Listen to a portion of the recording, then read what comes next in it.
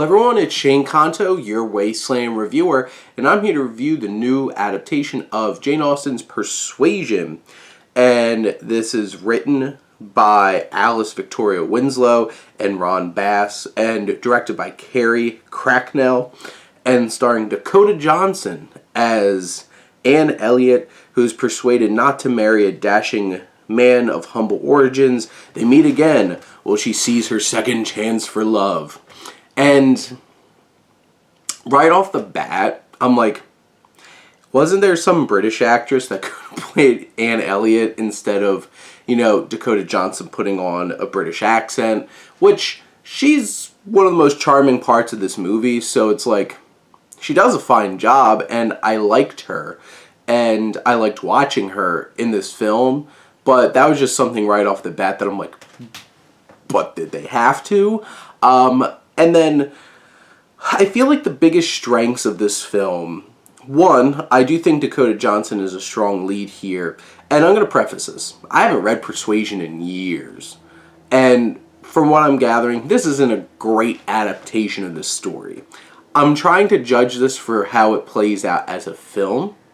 And, because there's other great films that are not great adaptations of their books. Just ask Stephen King. And if you could, Stanley Kubrick. But this film, I feel like Anne is interesting. And a lot of people are complaining about her fourth wall breaks. I thought there were some of the most personality injected into this movie. Because, I, in my head, honestly was comparing this to some other adaptations like Emma and stuff like that. Especially the one with Anya Taylor-Joy that came out a couple years ago. There's so much personality in that. This film, from a directing standpoint, besides those fourth wall breaks, I don't think has a whole lot of personality to it. And it's just kind of there. So those moments, I appreciated. I think Dakota Johnson handled them well. Could argue they're a bunch of exposition, and there's voiceover and stuff like that. It's just like, yeah, it's based off a book that really has that vibe to it. But I do like Dakota Johnson in this film. I think Richard E. Grant, who is her father, is hilarious. I love him. He's so great. There's other actors in this film that have some good moments, like Nikki Amuka Bird, who plays Lady Russell. I really liked her for the short period of time she was on the screen. You have Anne's sister, who's just a whole other level of just obnoxiousness. And, she's fun to watch. And a couple of her, and, her, stepdaughters, I enjoyed them in this film.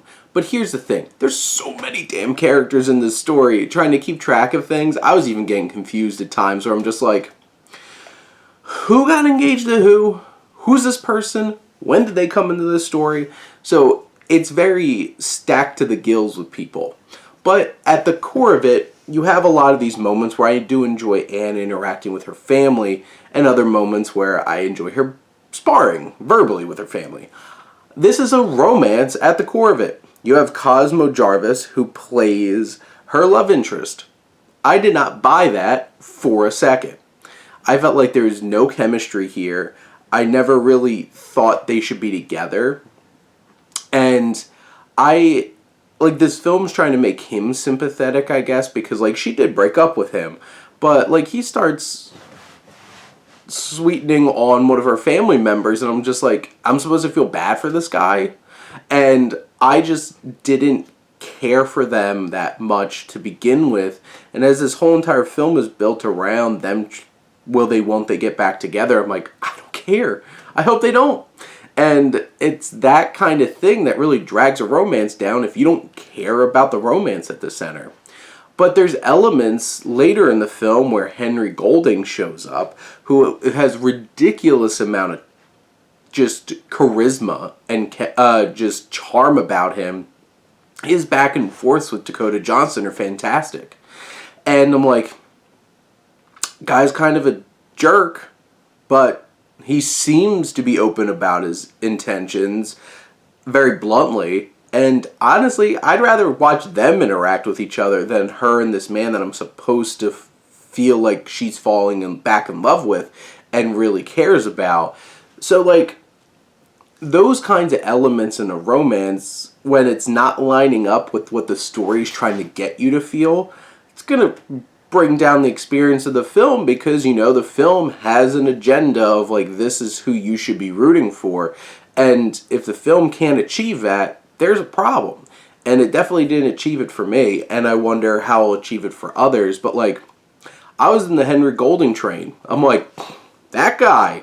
There's a couple other guys I would rather have her fell in love with and connected with. There's a whole other captain guy that she cheers up after he loses his wife. I'm like, that guy's a better option than who I'm supposed to be rooting for here. So in the end, I do think this film has some charm. There are moments where it just drags and it loses some steam, and I do think that the central romance I didn't really buy.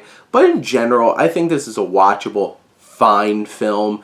And if you really love these Jane Austen adaptations, these period romance dramas, I think you'll get something out of this. But not a ton.